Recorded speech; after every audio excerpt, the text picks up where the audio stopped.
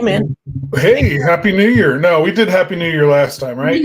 So we're in the second week now. We can't go back and do the whole New Year thing because we'd be late. Yeah. Yeah, that's right. I forgot. Yeah. All Well, right. it's all running together. It's what happens. And in this one, if people that were on last week, you're going to see that this is going to be somewhat similar, but we're going to talk about something that's very specific to email that I think that a lot of people get mixed up, if you will.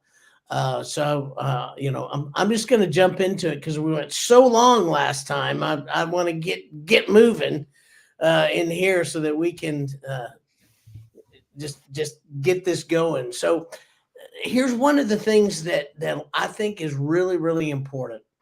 And hey, Chuck, thanks for being here. You're here every week, man. We really do appreciate you so much. Thank you so much for being here.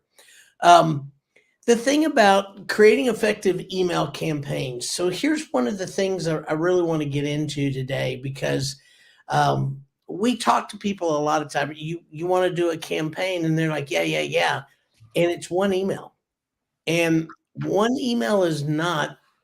Sorry, one email does not a campaign make. So let's talk about, first of all, when it's appropriate to send those one off emails, and then when is it appropriate to send a campaign? Yeah, I like one-off emails for um, you know, specials where you're just, you're um for example, if you're in the hearth industry, or if you're hearth or chimney, and you have, you carry stock with certain models of stoves or that kind of a thing, and you're trying to clear them out, clearance, maybe it's tax season or whatever, and you just need to dump some inventory, whatever it is. Things like that, a one-off can be great. You've got a limited amount of inventory. You've got, limited number of customers who might be interested, and a short period of time in which to try to offload them. So running a special like that, a one-off email where it's like, look, the first 5 people, I've got 5 stoves, the first 5 people to claim this offer, get them. First come, first serve, so we're slashing and burning, and here it is. And, that kind of a old style sort of promotion. I think those are great for one-offs. I wouldn't do a campaign with those, but a campaign is a series of emails that build upon one another, that are really made for a much broader, wider audience, general audience among your customers, where you're appealing to more than just those few people who might be interested, but to a large segment of your customers who need a particular service, and you're offering them a chance to get it in a specific way. It can be a great way of explaining a program, such as a maintenance program, or early bird special kind of thing, where people may need a little more reminders, a few more reminders than just the one-off email. They need to see it in their inbox a few times before they finally go, yeah, I need to take action on this. So campaigns are good for things that, either more general audience, or may not be timed, may not be one of those scarcity things where you've only got a few things and then it's done. Where you're trying to get a large number of your people, of your client base, to convert over into a new way of doing business. Announcing a new product can be a great email campaign thing, to feature certain aspects of that product, or certain advantages of that product in each one of the emails, the campaign emails that they're getting, so that all taken all together, it's a little more comprehensive, and it's a little more effective. Actually, I think one of the perfect examples of the industry that's got the campaign emails down pat are trade shows. I mean, that's a very easy one to look at, because sometimes you get an email, just a very broad email. Hey, there is XYZ trade show. Would you be interested in I mean, I've gotten them where, we're looking for speakers, we're looking for exhibitors, we're looking for attendees. I mean, you're looking for all the things, and so that's the first one you get. And you may, wait a week or so, and I might go, that might be an interesting trade show to go to. And so I put it, just kind of leave it open. I don't leave it open, but I close it down, but I leave it sitting in my inbox, so I know I can get to it later on. I may mark it in some way, shape, or form before I talk to you. Say, are you interested in blah blah blah? And we talk about it, and it's like, yeah, it's something to do. So then, are we going to go as attendees? Well, sometimes we just go as attendees to look and look at what it is, who's there, that kind of stuff. Sometimes we'll say this would be a good one for us to speak at, and we go and try to figure out the speakers, those kind of things. Sometimes we want to exhibit, and sometimes we do all three. So, my thing is once we identify what we want to do, I get totally different emails. And so, one of the things they do is they personalize and segment really, really well. So if I say, yeah, I want to be an attendee, then I start getting all the emails saying, sign up here, here's where you go, here's hotels, yada, yada, yada. If I want to be an exhibitor, I get the emails that say blah, blah, blah. If I want to be a speaker, then I get emails directed, for speakers. So, and if you're in all those, you get them all. You get all the emails because they're segmented, and you're going to do all three, and they're giving you information for whatever your interest is. Right. So, to me, and we're in trade show season right now. So I'm getting all the emails. I'm just telling you. So my point is, when I saw that this was a topic, I thought, wow, that industry does such a fantastic job of doing that. And I've seen reviews. Here's the other thing I see reviews of our clients. And of course, when I'm looking at our clients, I'm seeing other people as well. And a lot of times I just kind of go in and see what people are saying about other people and whatnot. And in the reviews, you also find some things too. Yeah, I've been working with this company for 5 years, and they called me and they still don't know that I burn wood. I'm going to look for somebody else. Yeah. So what does that tell you? You're not keeping good records. You're not, So when you do emails like this, it's so important that you have those segmented lists, to be able to do that. So in this, I think this is a really interesting thing. So if I'm doing a one-off email, this is just my opinion. Just because I may do a follow-up email doesn't mean that's a campaign. It's just a one-off email, and I'm following up on that one-off. If I'm going to do a campaign, then it may be, hey, I've got this, and this available. Are you interested? If so, click here, click there, and I'm segmenting my list. Now I can follow up them with exactly what I want. Yeah, I like that. I mean, No, go ahead. On its face, a campaign is just a string of emails, but there's so much that can be done to automate and segment and get more granular and more highly specific about what a customer's real interests are.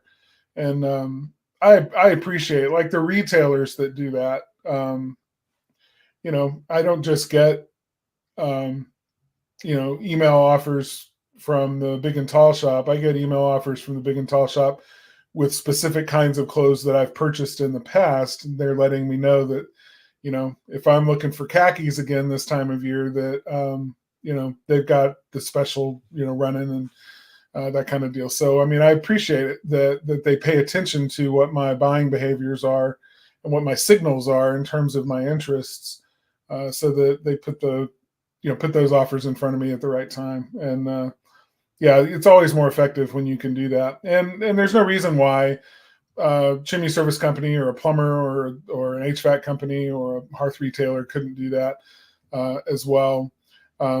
Anything that's consumable, anything that they've purchased from you that they're going to need to purchase again, or that, if they've purchased a grill from you, if you're a hearth retailer.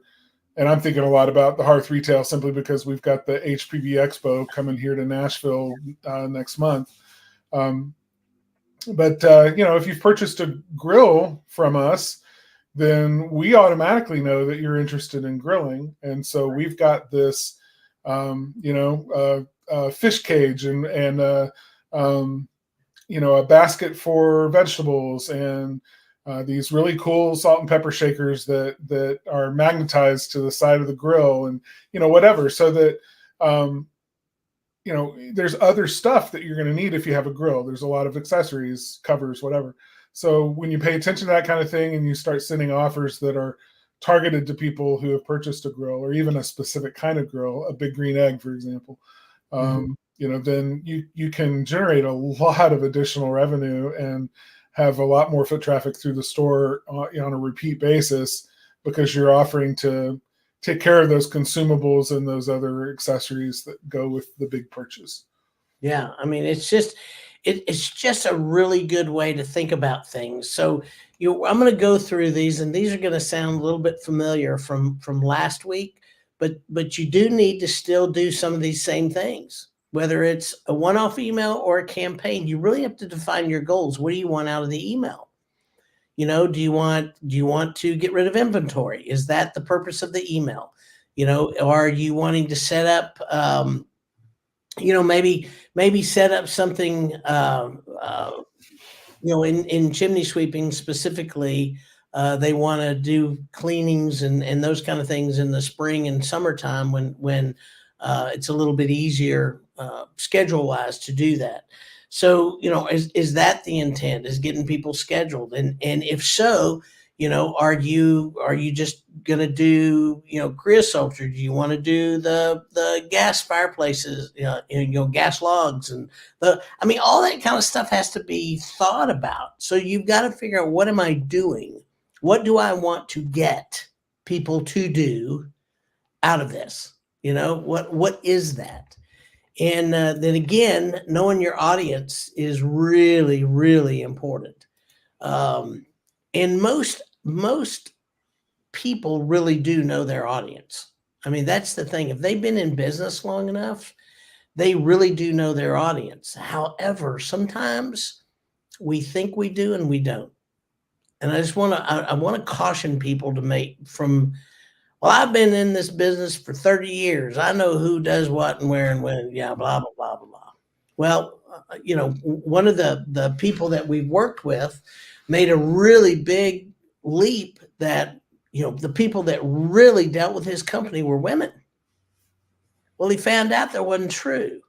What was true is the men were scheduling most of the things that he needed to do, but the women just happened to be the ones that were most of the time home when they got there. So they're thinking they're working with the women, but the reality is the people they needed to attract on the front end were a lot of times were the men. So, don't get yourself pigeonholed into a thought, because that's just what you think based on what you see. Sometimes what we see and, what's true are two totally different things there. So yeah, I agree. Another thing. Craft compelling content. So tell us a little bit about that, Carter. What do you view as compelling? Well, in a campaign, when you're looking at, something that's you're telling a story in a series, you're making the offer in every single one. So you have to tell enough of the information. The content has to be compelling, not just riveting and emotional or whatever, like you would, it's not like a novel. It needs to be compelling. In other words, it needs to compel the person to take the action that you want them to take. So there needs to be a clear call to action. But along with that, you can feature different facets of your product or service and talk about different advantages and emphasize different advantages. In fact, you should. Here's one of the things that we know is, not everybody responds to the same feature or the same benefit. Some people find one benefit more attractive than another. And so it's useful to you if you segment your campaign. You get to learn a little bit about what it is that people find compelling. You may not know what a compelling offer really looks like until you try 3 or 4 different versions in a campaign of the same offer but featuring different parts of it, or featuring different benefits or product features. And then suddenly you realize on the third email, when your response rate was triple what the previous two were, you suddenly find out that that's what really people are really interested in, that's the feature that they find most beneficial to them. So you can use that information. You better believe you should, for future emails, because now you've unlocked a secret into the mind of your consumer, and you can use that as a tool to present faster, quicker, and better to those people. So compelling content, you're not always going to know what's compelling. In fact, you rarely know. As marketers, we rarely know, and we try not to assume that we know. We just test, and we put things together and test in a way that we can start to see what the market is telling us is the compelling part of it. It's really interesting when you say that. I was on with a coaching client yesterday, and we were talking about messaging. And one of the things that came up, he's doing some billboards, and he just said, everybody else here, and it's a plumber, said everybody else here does these, these dollar amount, $69 special, plumbing drain cleaning deals, everybody, and they're doing drain cleaning. And he goes, there's like 5 companies here. I'm one of the 5. That's what 4 of them do, yada, yada, yada. So I guess we just jump on that bandwagon. And I said, well, do you need to jump on the bandwagon? I mean, because here's the thing. Here's why we test as marketers. And I want to make this really clear, because everybody thinks that a marketing company is supposed to have all the answers. And I'm glad you said it, because we don't. Because I can have the answer in Nashville, Tennessee, and it's not the answer in Florida, and there's a different answer in California, and a whole different answer in the Northeast. I mean, it just or one answer for March, but a different answer for September. Exactly. So you have to test these things. And here's the thing. You can't make assumptions, because I asked him this question. I said, well, you realize it could have been one guy just started it, and the other guy said, oh, I need to compete with that. And so he did it. And then the other guy said, oh, those 2 guys are doing it, so I should do it. And let's, it's a race to the bottom. And then, and now you're the 5th guy that wants to jump in on the drain cleaning. I said, it may be the perfect thing to get in, but the fact is you don't have the data to show it. And so it's establishing that data. And part of the data is sending out different types of content, different types of messaging, different offers, different things, in order to find that out. So I think that's fantastic that you did that. By the way, Mark, thank you very much. I'm glad you're here. Mark and Katie Maynard. Hey, guys. Glad y'all are here too. Hey. Yeah, Mr. Hudson, I'm glad you're doing a campaign with us. We're going to do some testing. That's good to know that we're going to be doing that shortly. So the other thing is designing for all devices. And this is right up your alley, Carter, because you have dealt with what things look like. And I want you to talk really about, because we have people that say, oh, I don't like the simple emails. I really want it to have all the flourishings and all the things that we used to think emails needed to have. So talk a little bit about that and why that doesn't always work.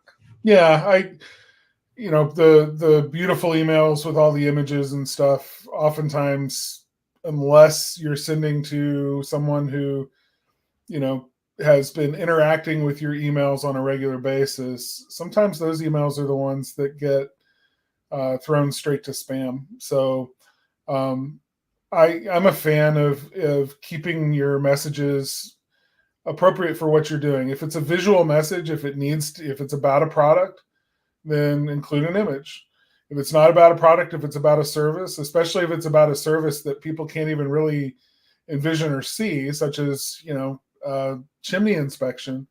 I mean, what does that look like? And if someone saw a picture of a chimney inspection, would they even know that that's what they were looking at? So maybe it's not necessary to put images there of guys climbing on roofs or running cameras up flues. Maybe it's just a text, purely text, and what the offer is. People appreciate receiving messages that are targeted that way. When it comes to designing for devices, though, email's a weird one. It's not like websites with responsive design. Email is still kind of an antiquated place for design, the way that it has to be designed. And so it can be a little bit tricky. And when you're looking at it on one device on a big screen, like where you put it together inside MailChimp or, Customer-Matic or whatever, it looks one way, but if you don't look at it on a mobile phone, then you may miss the fact that on mobile, it's really, really tiny text, or the image is cut off on the right-hand side and people have to, try to smush with their fingers and scroll over and try to see everything that you're intending for them to see, which they won't do, and they'll just throw the email away and you missed an opportunity. So it's important to make sure that it looks good on not just all devices. And this is the thing about email, but all the different email clients that are out there, because it will look different in Gmail than it does in Outlook or AOL or Yahoo, they all sort of have their particular format things that if you're not careful, it may look really ugly in one or two of the email clients, and you don't realize it. So. Yeah, it's real funny. Every once in a while, I get an email that the top line will just run, and then it's out. And then I got to go find the scroll bar. And 9 times out of 10, I'm like, yeah, done. Yeah, I'm just done. I don't care about it. I don't want to see it, the whole 9 yards. So that's kind of crazy. I'll just say real quickly, a good way to make sure that it looks good on all devices is keep your email, the width of your email to less than 600 pixels. That'll look good on just about any screen. But if you're going mobile, then make sure that your text is bigger on mobile than, or that your text doesn't shrink down really small when you look at it on mobile. Those 2 things, and you'll be 70-80% of the way there. Perfect. That's great. So we talked a little bit about the personalization and segmentation. Talk to us a little bit about what the difference between one and the other is. Well, in order to truly personalize something, we have to also have segmented pretty well to know. We can segment based on male or female customer. We can segment based on age. We can segment based on part of town. We can segment based on interest or services that we've rendered in the past.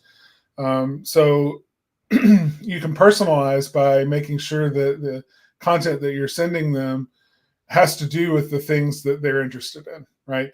That's the number one personalization. Everybody thinks personalization means making sure their name is, hi Carter, or something like that, which is part of personalization, sure. But you don't get points for that anymore. Excuse me. Yeah. You really don't. It's just expected, and if you say, hi, happy customer, instead of hi, Taylor, people aren't going to go, oh, well, this is unprofessional. And, they're going to dump the email for that reason. That's less important, but they're going to pay attention if your email says, it's that time of year again. Last year at this time, you bought these things. And we know based on our records that this is probably the right time of year to be considering, purchasing that again. If you're interested, we have a special for you. That's highly personalized and segmented, and you'll win some points and score some sales if you can keep those kinds of records and if you know that kind of information about your list. Well, I just want to stop a minute and say thank you, Jessica and Terry, for the thumbs up. We really appreciate it. Glad you guys are here every week. Which tells me that maybe we're doing the right thing. So that's good. I'm glad to know that. So the next thing is testing and optimization. So testing, there are 2 kinds of testing. There's A/B testing where you're testing the message, but then there's also testing to make sure that it looks good. You're sending the email out and it's doing what it's supposed to do. All of your little auto tags are getting replaced with those personalization cues and all of that, so that the formatting and everything comes together and looks good on all the different devices and web browsers that it needs to. So please do that kind of testing before you send an email. You can embarrass yourself and just not even realize it if you don't. And we've done it. It's happened. I was going to say everybody does it because you think you're testing and you send the whole dadgum. Yeah, we're in a hurry. But Yeah. even better is optimizing based on an A/B test uh, schedule, or a rigorous way of testing one message against another message. I don't know if you want to talk about A/B testing, but I mean, Well, what I find is most of the time the lists are so small that A/B testing really doesn't work for a lot of small businesses.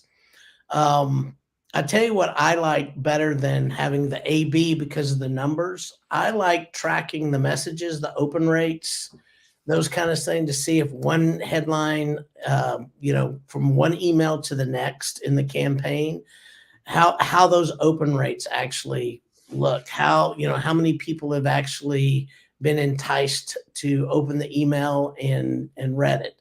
They're every really good email client that you use has the ability to do that and look at the metrics on the back end of what happened, how many people were there, did they look at it, how much time did they spend with it, open, all that kind of stuff. So to me, with small lists, and to me, a small list is 3,000 and less. Um, it's an easier thing to kind of look at and gauge. You need to have really 10 to 15,000 people is a good list to do a true A/B test, because you have to have enough in the list to send enough people to see what people are doing from one thing to the other, and how that works. yeah. So, The end of the test is not which one won, A or B. The end of the test is, further down the line than that. The hope is that you'll know which one, A or B, worked better within the first, couple of thousand that you send. And if you've got a list of 3,000, then you've only got another 1,000 that you can send to before you're at the end of your list. yeah, So you've burned through a third of your list just trying to decide which one performs better. And that's an expensive way to do it. Or A/B testing doesn't always make the most sense in those sorts of yeah, cases. But if you've got a list of 15,000 and A or B, which one works better, by 2,000, then you've got another 13,000 that you can, now let's say B is the one that wins. Now B becomes your A, your control, and now you're devising a third email that becomes your B, your new B, and you're testing A against B and seeing if you can beat the one that was the best in the first round, and you're just constantly improving. And by the time you get through 15,000, what you're looking at is, instead of just having one consistent flat response rate for an entire list of emails in a campaign, you're hoping that you'll see an uptick, right? That over time, every series of emails that you send on a testing schedule gets better, so that the overall conversion rate for that email campaign as a whole is much higher than if you had just sent one version. right. And the thing that I like too, when you're able to do that, you can take that and archive it. So when the time comes the next year, you pull that out of archive, use the same thing, which is another thing that this is another thing that I just had this conversation with the same client is, when you think about a song that you absolutely hate, how many of you guys have had a song that you hate, but it plays in your head over and over and over again because you've heard it 50,000 times on the radio? We've all had that experience. And you're like, I don't even like that song. Why am I playing that song in my head? It's familiarity. I'm familiar with that song. I've heard it and heard it and heard it. And it's the same deal, with advertising and marketing. You've got to stick with something long enough to know if it works or not. So having that to start the next year, people want to start over from scratch, so they don't go back to what worked before and use that as the new A to test against. And so just know just because something worked this year doesn't necessarily mean it's going to work next year, but there's a good chance it's going to work next year if it worked the following year. And when you put it out there, it's like, oh yeah, it's familiar. And then that's your branding. You want those familiar things to come back over and over and over again. You may get tired of it, but I guarantee you your customers probably not. Yeah, repetition is a good thing in Yeah. marketing. Yeah. So timing and frequency. Now this is a little bit nuanced to me, because to me the timing and frequency has a lot to do with what I'm trying to accomplish, going back to defining my goals, okay? What I want people to do in the time frame that I want them to do, and at the same time not piss the client off because I'm being too frequent. So, you know what I'm saying? So Yeah, there's nuances in there that you have to think about when you're talking about timing and frequency.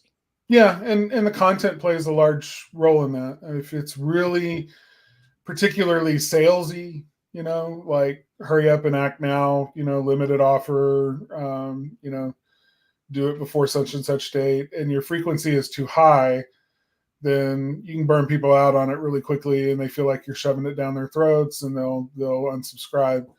Um, so that it's but if what you're doing is more educational, let's say you're doing a particular series during National Fire Prevention Week or something, right? So you've got a week, and you want to really make a splash and be visible during that week and educate people. And every single one of a series of 7 emails during that week deals with a different aspect of fire prevention in the home. Then you could send 7 emails, one a day, and not get too in people's faces or feel like you're being pushy or in their space or whatever with unwelcome emails, because you've crafted compelling content. And hopefully you can tie it back to a gentle sort of reminder that, hey, when it comes to chimney safety, we're certified in this and that, and everything else. So you can make it a little bit about you, but you're doing more education, and frequency bears. I mean, the situation bears a higher frequency. No, that's perfect. So I think that's great.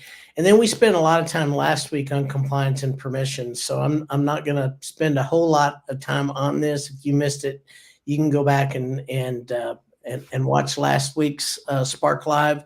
But the reality is, if there is compliance issues, there are permission issues that you have to abide by in order to actually, in order for your emails to get through. I mean, that's the basic, and not get blacklisted. And once you get blacklisted, it's a big hole you're going to go through. And we spent probably 20 minutes last week talking about this one thing. So again, I'm not going to go back through it, but it's a big thing. Don't skip over the compliance and permissions that you have to have. And then last but not least, you monitor those emails. You make sure that they're going through. You make sure that you've got permissions, that your permissions are going. You make sure you got the unsubscribe on the bottom if you need it. You make sure you have all that.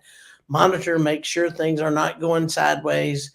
We've had people that give us really bad lists that we monitor when we send them out on behalf of clients. We're monitoring those lists. And if we get too many unsubscribes all at once, we'll pull the campaign. I mean, we pull it. And, you don't want to risk being blacklisted. So if you're just going to send out a campaign and you think everything is great and you hit go and you don't go back to it, and something squirrely happens and you get blacklisted, it's pain. So make sure you're monitoring. I would also say part of monitoring and analyzing is making sure that you're analyzing the results of the effort. Yeah. It's not enough to just ask the girls in the office to send out the campaign and then circle back, a month later and say, hey, whatever happened with that email that we sent out? Did we get any feedback, or did we get any customers from that? Or, that sort of anecdotal proof that it was a success is rarely accurate enough to really make good predictions about, and it's a shame. If you're going to, email marketing takes time, it takes effort. And especially if you're doing A/B testing and things like that, it's it can take a little bit to set it up and run it. But if you're doing it, then you absolutely should take the extra time to analyze it, get into the metrics of it, understand what it converted for you as a business marketing activity, to decide whether or not there's enough ROI there to do it again next year. Or to to spend that much time doing an A/B test and then forget to go back and see which one performed better. We've seen it. That's common. We just get busy and we're forward thinking and what's next, and we forget to go back and, in hindsight, do the analytics necessary in order to make our marketing better. Yeah, no, I think that's good. That's good stuff. So, guys, thanks so much for being here. We're a little over again. These email things just seem to go long. I don't know what it is, but we get into email, it kind of goes a little bit long. Yeah. So Spark Live is also released as a podcast. It's on Spotify, iTunes, Google Play, Podvine, or your favorite player. And next week is going to be interesting.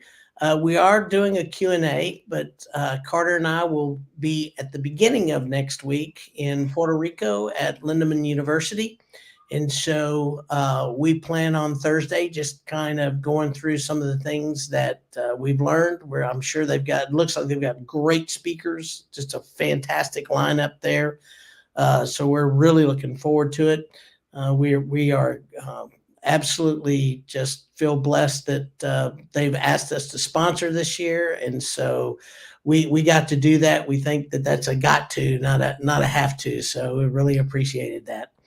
Anyway, if you guys are going to be there, please come by and say hello to us. Carter and I will both be there, and we'll have some information probably in the next couple of weeks where we're going to be at HPBA and our booth number and all that for all the chimney and hearth guys that are going to be, guys and gals, they're going to be there February 13th, 14th, and 15th. So here in Nashville, Tennessee. And that's it. Thanks so much for being here. If you have any questions that you want answered, let us know. We'll put them on the list, and we'll see you guys later. Thanks. Bye, everybody.